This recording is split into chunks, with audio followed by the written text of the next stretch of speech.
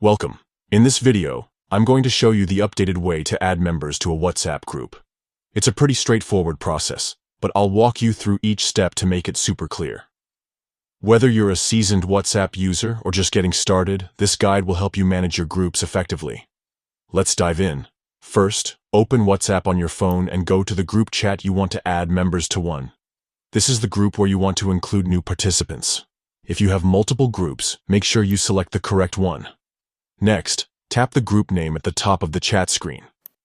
Tapping the group name will take you to the group info section, where you can manage various settings and details related to the group. Now, scroll down until you see the Add Members option. It should be listed under the Participants section.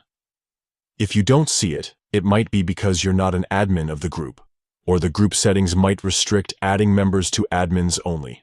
After that, select the contacts you want to add to the group.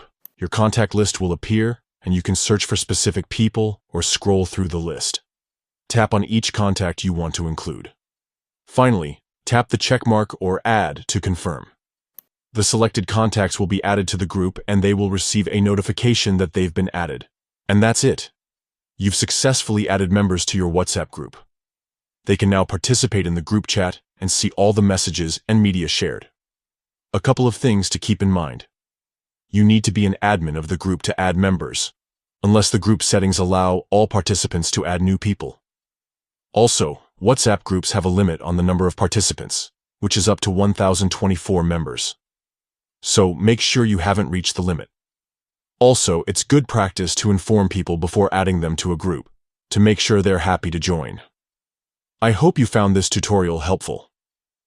If you did, please give this video a thumbs up and subscribe to my channel for more WhatsApp tips and tricks.